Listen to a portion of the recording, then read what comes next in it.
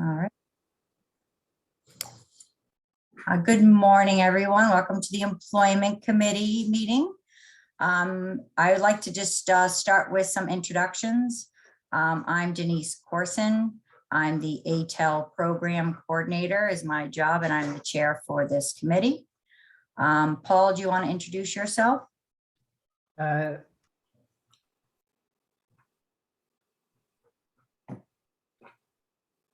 You're muted, Paul.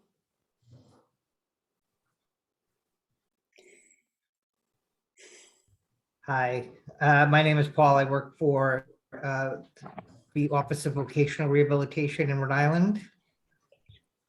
Thank you, Paul. Ernest?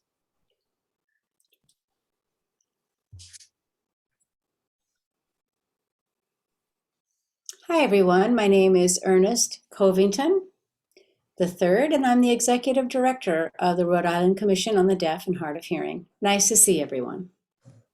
Jeannie?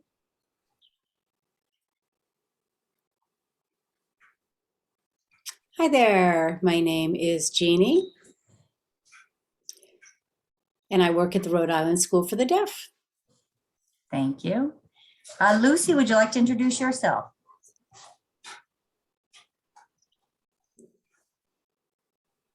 Or if you want to put it in chat, if you're unable to voice or sign.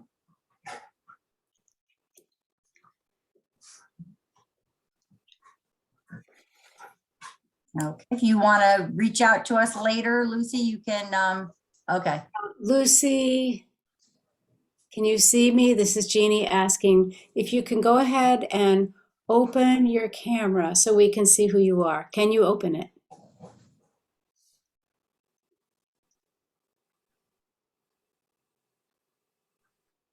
And you don't have to. You can just type in the chat if you can't or don't want to open your camera. Either is fine.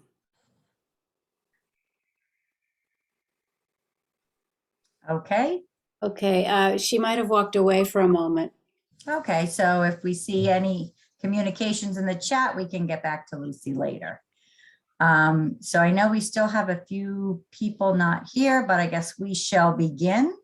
I'm going to start with sharing the agenda. So hold on one second.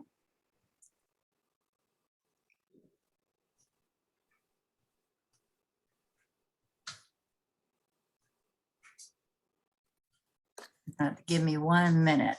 Hold on.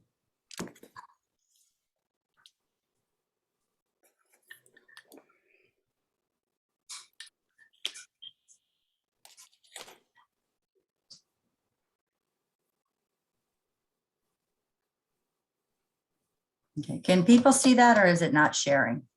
We can't see it. Okay, 1 second.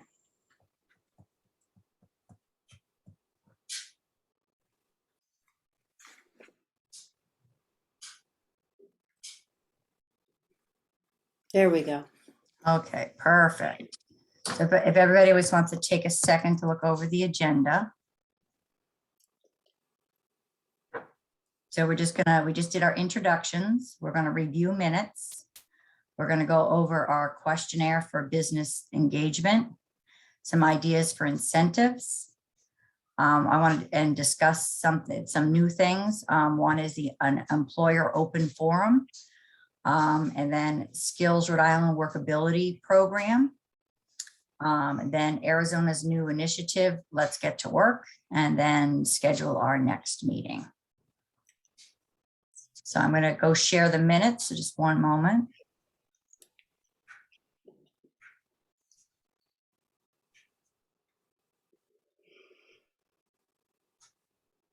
So if everybody could take a second to look over the minutes.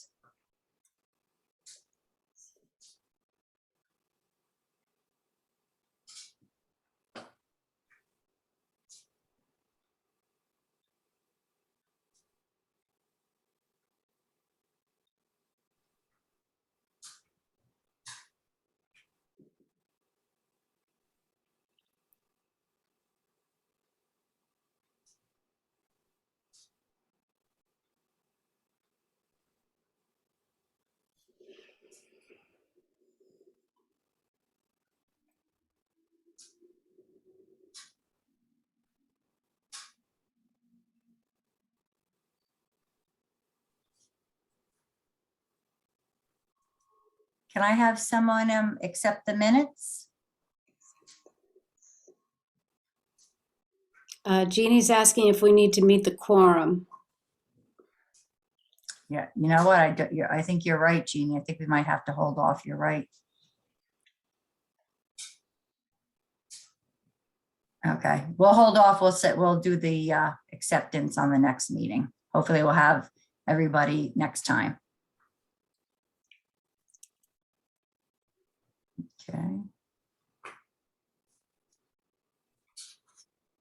Is there any questions on the minutes?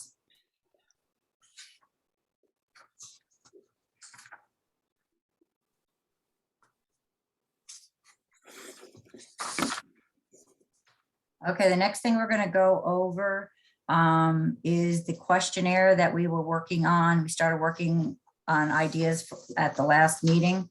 So I don't know if everyone got a chance to review the questions. I'll put them back up there. We had about 10 questions. So hold on one second, I'll share that.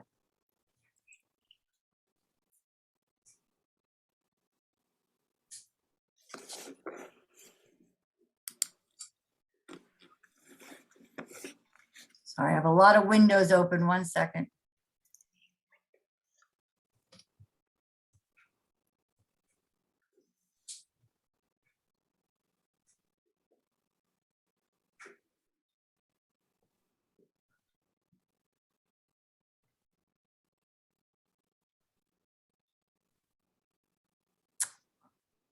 My questionnaire, I don't know why it's not coming up. I'm just going to review it. I'm going to just talk to you about what the questions are and what people's thoughts are.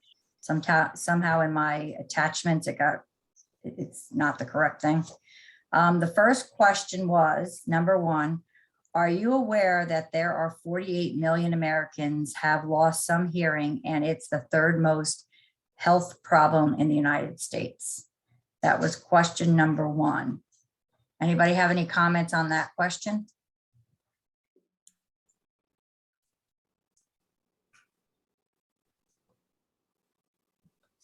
Okay, number two, are you aware of the research from Disability Inc.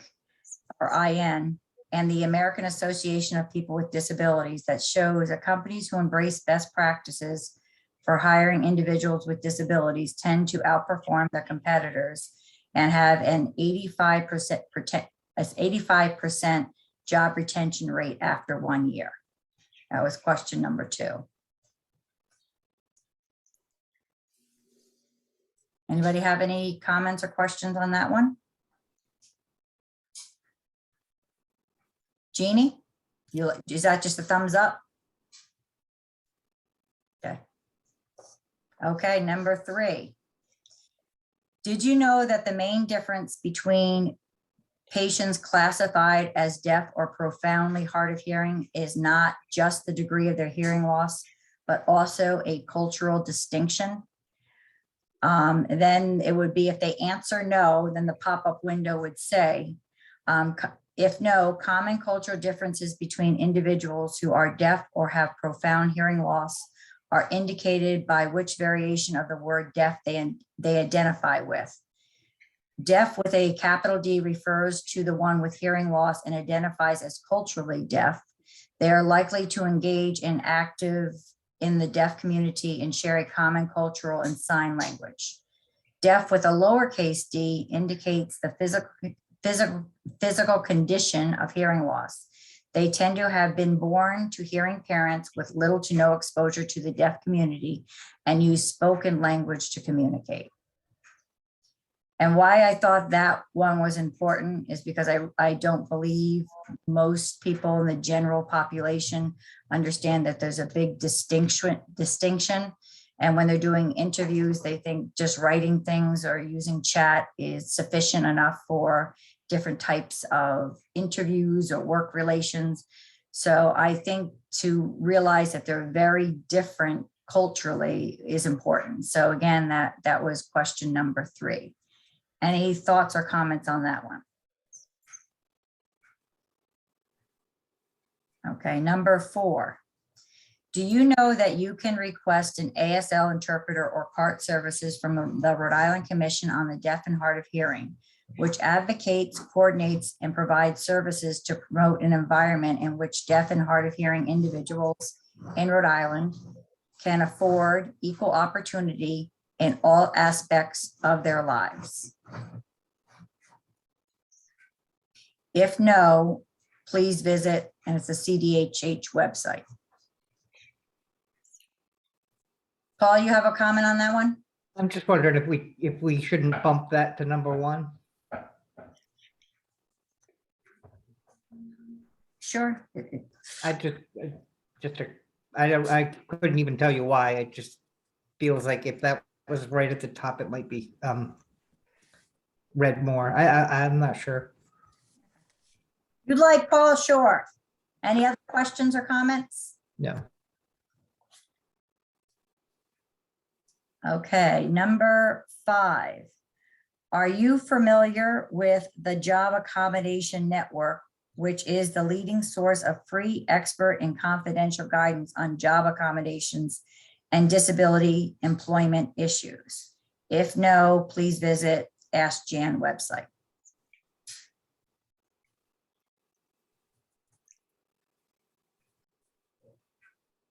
And any questions or comments on that one? Okay. Number 6, are your job fairs and hiring processes accessible for the deaf and hard of hearing? And then we'd have either yes, no, or not sure as answers.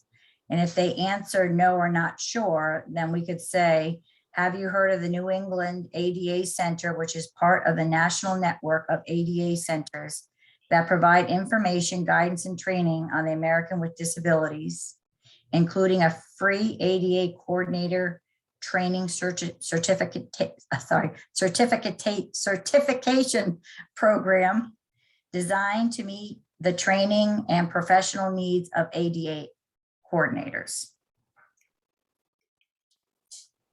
Any comments or questions on this? And again, I'm going to send this back out after our meeting. So if you didn't want to comment on here, you want to look at it and think about it again, I'll send it out after our meeting. So that was number 6. Number 7, which technologies designed to assist the deaf and hard of hearing community are you familiar with? Check all that apply. So American Sign Language interpreters, CART reporters, telecommunication services for the deaf and hard of hearing, such as video relay service and captioning telephones, FM systems and personal amplifiers, and the last one, video meeting accommodations, such as video remote interpreters and captioning services. And that was number 7. Any comments or questions on that one, or anything to add? Number 8, and this is something I know I've heard many times that people don't know the difference between. Do you know the difference between in-person ASL interpreters, video remote interpreters, and video relay service? So that's the number 8.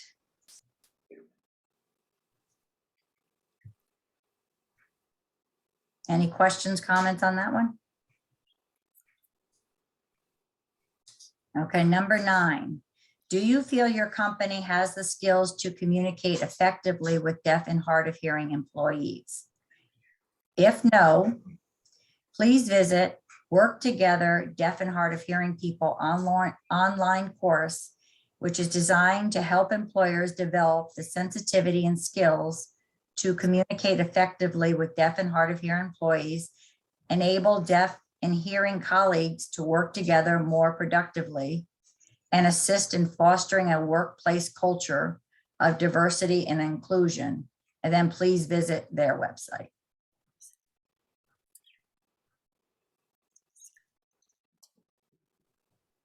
Any questions or comments on that one? Okay, number 10. what are your concerns about meeting the needs of the deaf and hard of hearing applicants / employees? And then there would be a box that they can write what their concerns are if we have not come up in our list with things that are addressing some of their thoughts or concerns. Any questions or comment on that one?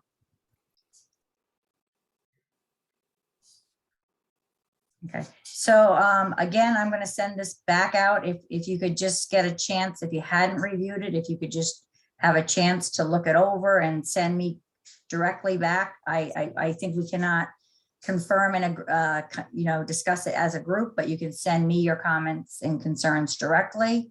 And then at our next meeting, I'll have all the adjustments and changes that if you haven't said anything at this meeting or weren't here that we can address. So that is the 10 questions. And again, I'm going to send that out. We're going to move to the next item unless somebody else has a question or comment. Okay, our next topic is ideas for incentives.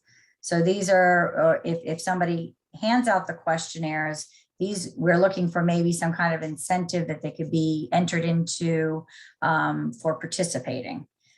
So these are some of the incentives. I did send it out already, but I'm just going to go list them. And if you want to just give me your comments and concerns, or if you have a favorite. Number 1, 2 hours of interpreting services. Number 2, 2 hours of CART services. Number 3, free sensitivity training or deaf, hard of hearing awareness training for your company. Number 4, free training on how to request and use interpreters, virtual and live, and CART reporters.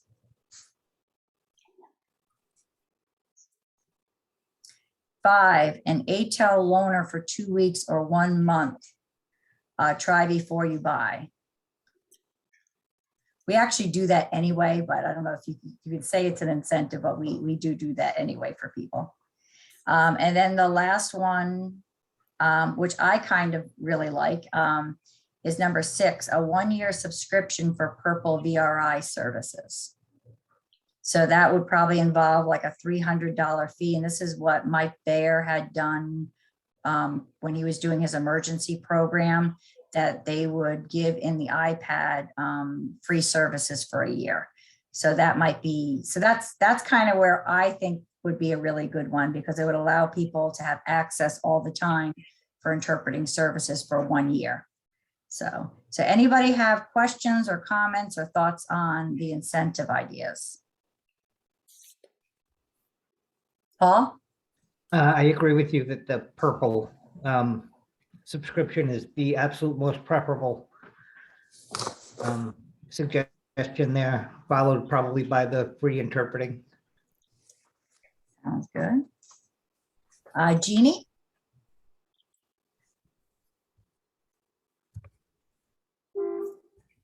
Hi, yes, I did have a question. CDHH will be sponsoring this or paying the cost? We haven't gotten to that yet, but that's what our hope is. So CDHH has it, okay. Again, If they do approve the sponsorship, the cost of like 2 hours of interpreting or CART or the free subscription, I mean, whatever, that's great. I really like those.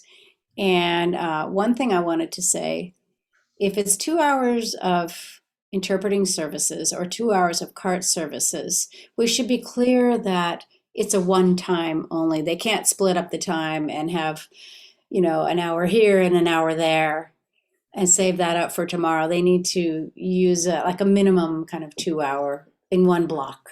I think we should make that clear. Absolutely. I don't know if Ernest, you could join us for a minute to discuss, is that something that the commission could pay for one of those?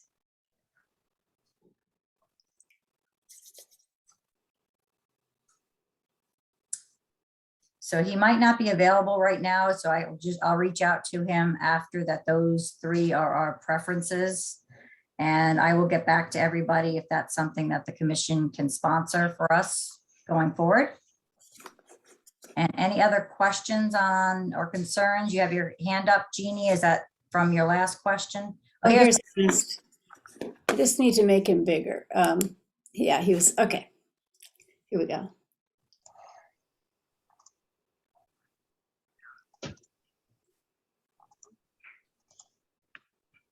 Great.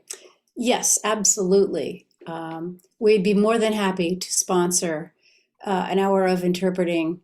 We'll look at our budget, and we can also ask some of those individuals, like T-Mobile or some of the other companies, Rhode Island Relay. Sometimes they sponsor things to make sure that we get participation in the deaf community. So we can reach out to some of our sponsors. But yes, the opportunity of whatever, 2 hours of interpreting, 2 hours of CART, I think that's something that we can sponsor. Or like I said, reach out to one of our supporting organizations like T-Mobile or Rhode Island Relay to help us out. I'm sure that'll work.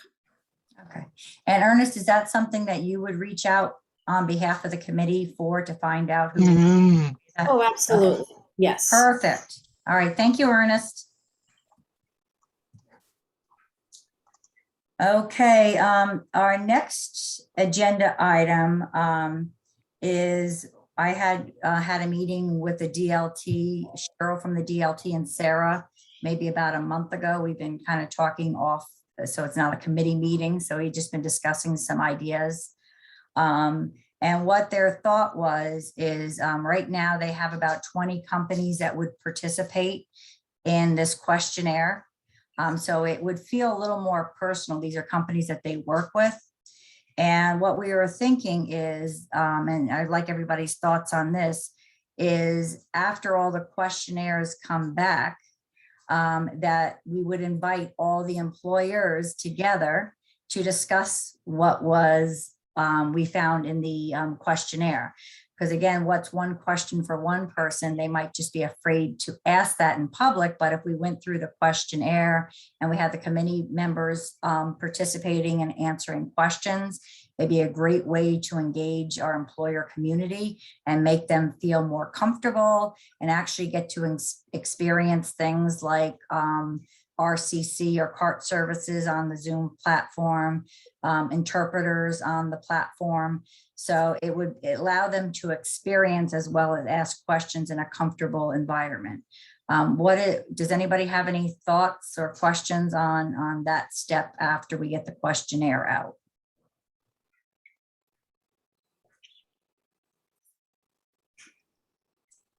So we're thinking that would be kind of a webinar format, and we would again invite people, and like I said, as many people on our employment meeting that could participate and help answer questions. So that was kind of the thought.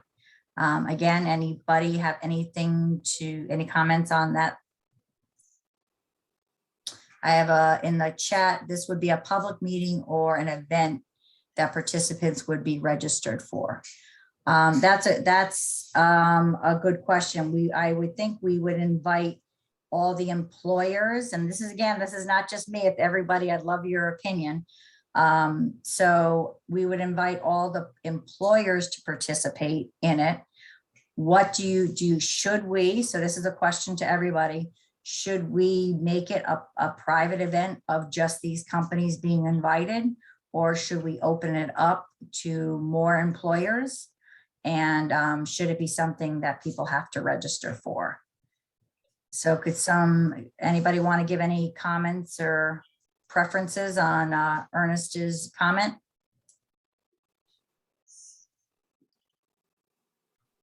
Paul?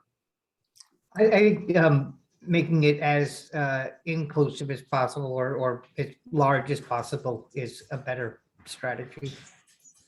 Thank you, Paul. Ernest, you have thoughts?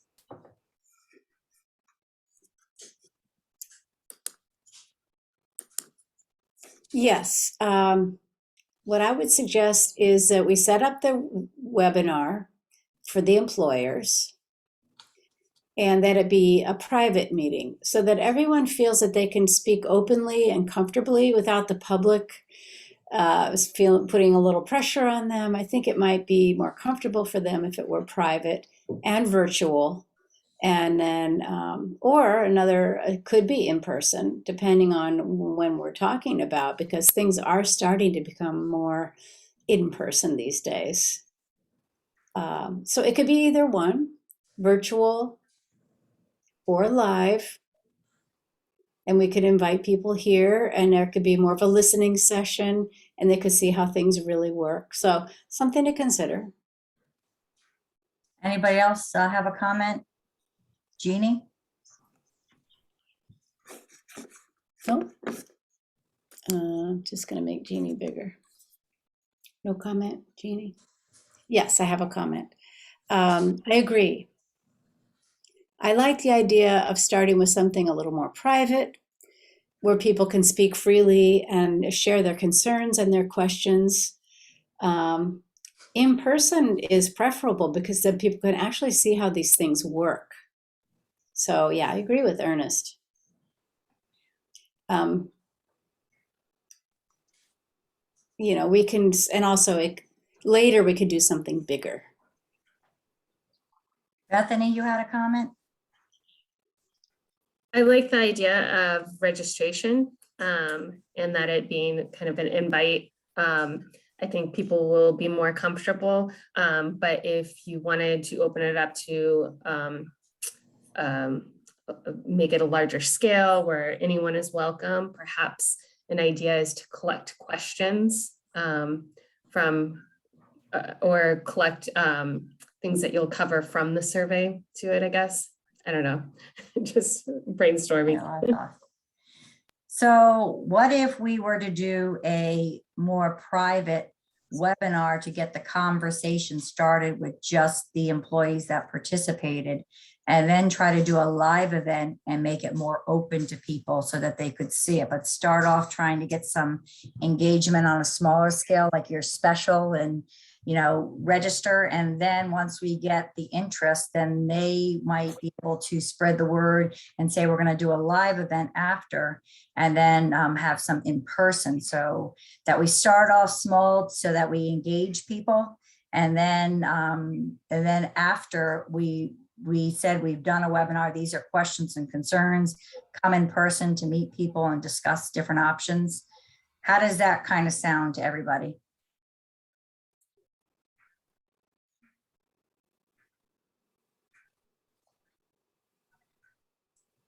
I'll start with you, Jeannie. Do you want to that sounds good, Jeannie? Ernest, do you kind of like that thought process that okay? Paul gave me a thumbs up. Ernest, any thoughts on doing it that direction? Starting small, doing where they have to register so we get their information? Okay. Yes, I'm good with that. All right. That sounds good. Thank you, everyone. Okay. Our next agenda item, I don't know if anybody got a chance to look over one of the things I sent some information out about. Skills Rhode Island. They have something called a Workability Initiative. I do believe they already do work with ORS already. So for people that have engaged in employing services through ORS, they might have already worked with them. But if they are not somebody that's working through a service like that, they might not have heard it. Basically, they're trying to work with it's a program that tries to work with different disabilities. It's not deaf and hard of hearing per se. It's any accommodation or work focus on a disability that they try to help engage the employers and the employees so that there's more of inclusiveness and an understanding that once they get into the job, that the accommodations are there. I think most people will say that both the employer and the employee might not know all the accommodations. So if there was more of a focus, like I said, working with Skills Rhode Island, that they work with, I'm kind of thinking of like a bigger umbrella, like we have some of our organizations in this meeting, and to bring in other support, like when we were talking about a work liaison, we had mentioned in a prior meeting that we could kind of more work together to try to make it for employers, whether you go through ORS or you're going directly into services, that there's a place that people can work together. So again, I just met with them about a week ago. And my thought was to invite them to our next meeting so they can kind of discuss what they can do and how they could support us, and we support them in the same way. Has anybody heard of them or have any comments on Skills Rhode Island Workability Initiative?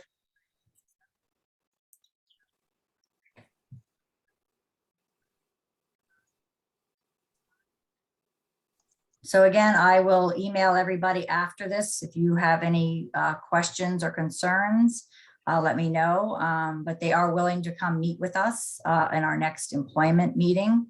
So unless anybody objects, we'll have them come discuss their programs with us and how we can support each other.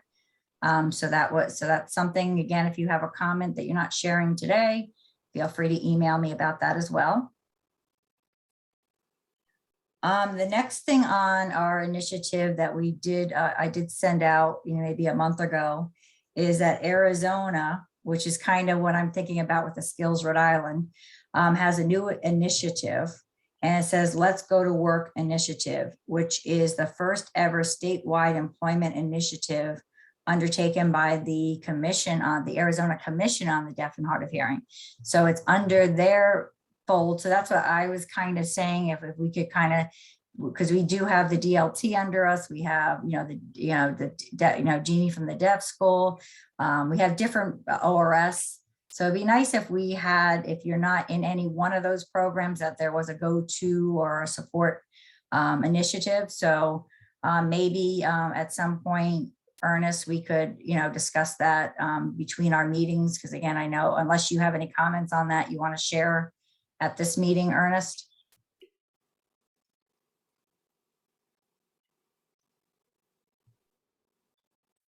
So I think, okay. So again, maybe that's something Ernest and I, I'm sorry.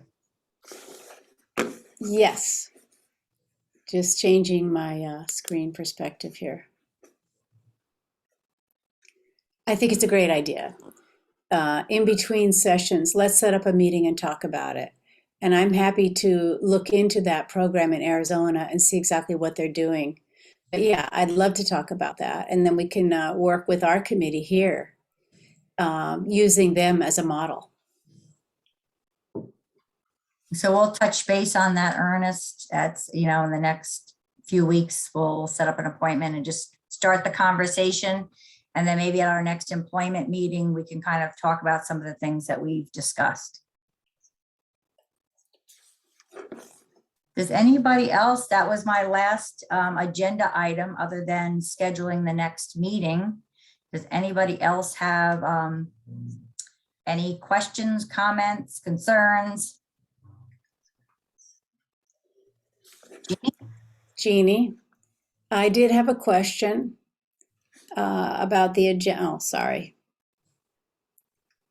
The survey questions. What's our timeline for that survey in terms of sending it out and getting it back? I have a meeting next month with the DLT. I think both of the people I was talking with are both out on sick leave right now, but I have a appointment with them in about 2 weeks to discuss it. So unless there's any questions or concerns after this meeting with the employment, I'd actually not like to wait till our next meeting. I would like, if anybody has any comments on the questionnaire, if you could let me know by the end of the month, and I'll put that out in email if there's any more questions or comments, so we can move forward on that. By our next, hopefully by next month, we should have some information on when that can go out.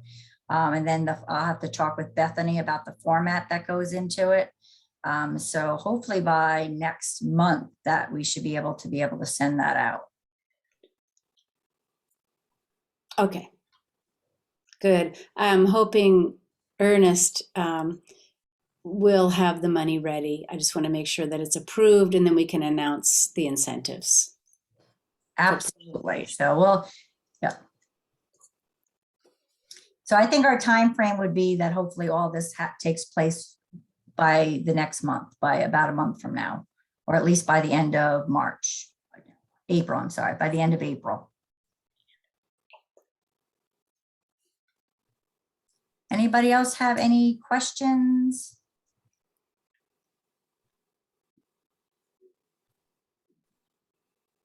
Okay. I know we switched off to a Wednesday. Does this, I know we didn't, a couple people didn't make it. I know this was supposed to work better for one of our commissioners. So would you want to just hold off and I'll send out an employee meeting for the next meeting after I have some discussion? So maybe we can just hold off on setting up our next meeting unless somebody has some urgency. Paul? I can't do Tuesday nights or Tuesdays or Fridays. I think it was between Wednesdays and Thursdays, whether I think Yeah. Betsy said that she can't do Thursdays anymore. So I was wondering if this time on a Wednesday would work better for people. Is anybody's Wednesday not good? Wednesday would be, Minutes, this so time on that- a Wednesday is good. Actually, this time on a Tuesday might work too. I'm sorry. Does this time on a Wednesday though work for you? It works, yeah. Okay. So anybody object to moving it to Wednesdays at 2:30 for our next meeting? Any objections there?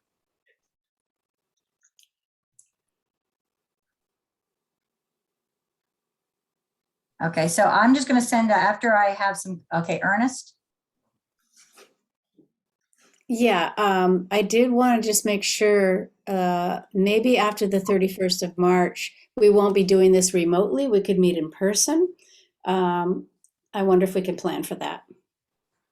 Yeah, it probably would be in person by then, I would assume. So that would probably happen. I think before we were going to move our meetings to more of a central place. The Jefferson Boulevard, their first floor has a lot of accommodations down there. It's kind of central to, I think, most of Rhode Island. So, and I think it's very parking accessible as well. So that's where I was thinking that when we do go back in person, that we would meet there because it's more of central for everybody in Rhode Island. Does anybody object to moving it to the PUC when we go back in person?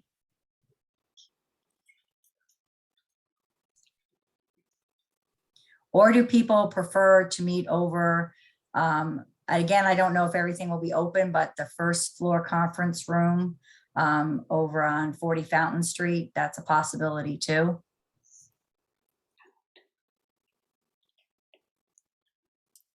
I'll include that in my email and see if there's people have preferences, but we'll try for one of those locations moving forward. So anybody else have any questions, comments, concerns?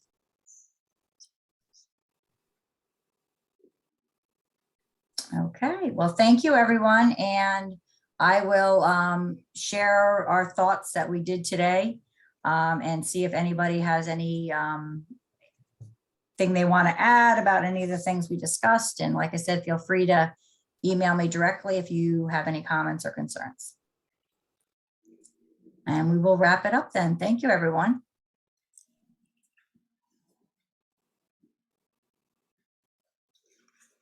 Bye-bye, everyone. Thank you. Have a good one. Bye-bye. Bye.